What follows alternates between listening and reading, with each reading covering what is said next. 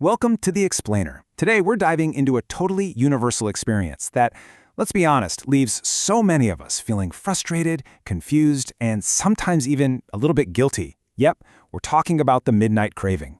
If you've ever found yourself just standing there, bathed in the glow of the open refrigerator at midnight, literally wondering how you got there while holding a slice of cheese and a pickle, well, you are absolutely in the right place. We're going to build a completely supportive, wholesome understanding of these late-night urges, and we'll show you exactly what your brain and body are actually asking for when they hit.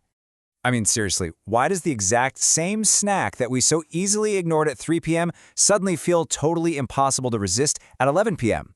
It's such a great question. We're going to investigate this sudden urge today, but we're not looking at it as a lack of willpower, and certainly not as a character flaw. Instead, we're going to look at it as a really fascinating system breakdown, because, once you actually understand the mechanics behind this system, it stops looking like this unsolvable mystery and starts looking like a very predictable pattern.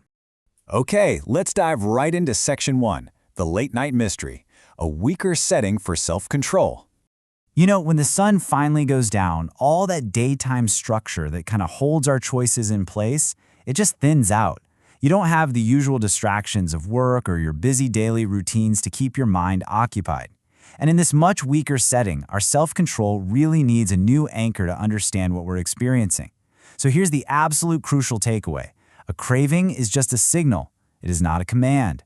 Sometimes that signal means your body genuinely needs physical energy, but other times, your brain is just seeking comfort, or it's simply reacting to a cue, like seeing your favorite spot on the couch, turning on the TV, or even just noticing what time it is on the clock.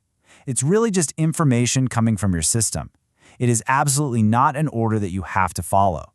Which brings us to Section 2, decoding the 5 drivers, the signals beneath the surface. Now, what's really interesting about these 5 drivers is that midnight cravings are actually a meeting point of multiple internal and external forces. And when several of these drivers start pointing in the exact same direction, wow, the urge gets deafening.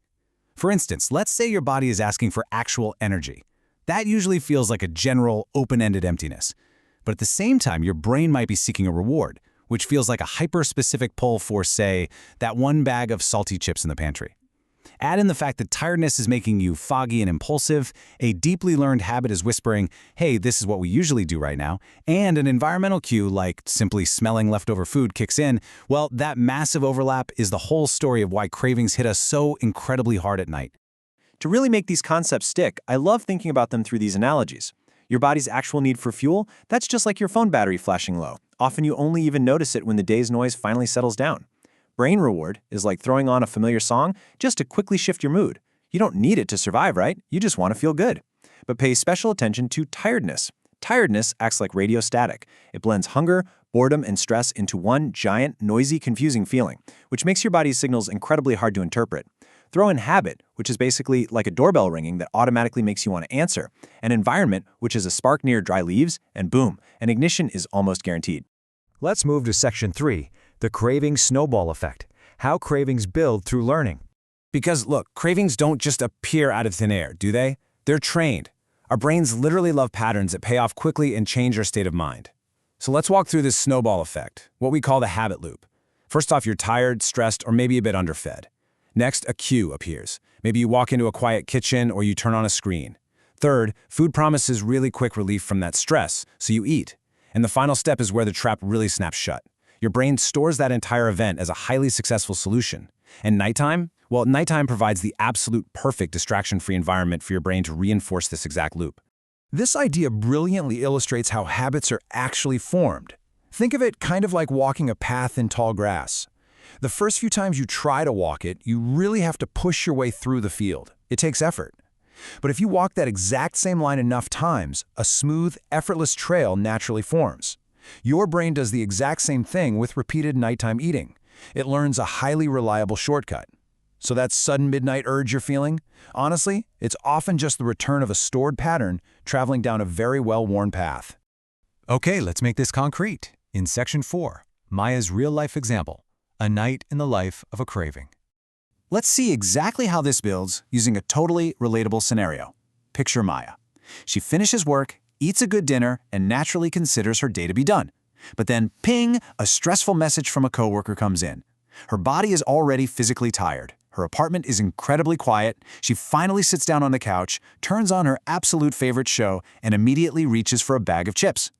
Notice how many different inputs are hitting her at the exact same time here?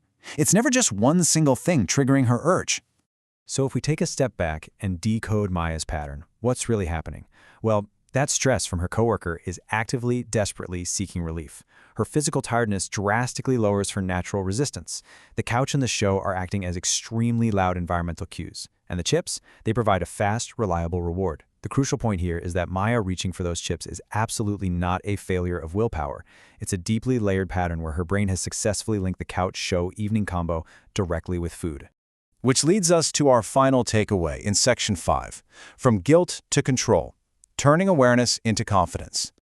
Now that we actually understand the system behind all this, we can completely reframe how we respond to these urges. So often, we get stuck using these incredibly harsh identity slogans.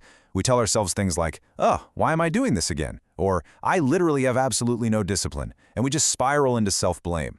But when you understand the drivers, the low battery, the radio static, the doorbell ringing, you can shift your mindset to active diagnosis. You can step back and ask yourself with genuine curiosity, okay, what is this craving actually trying to solve right now?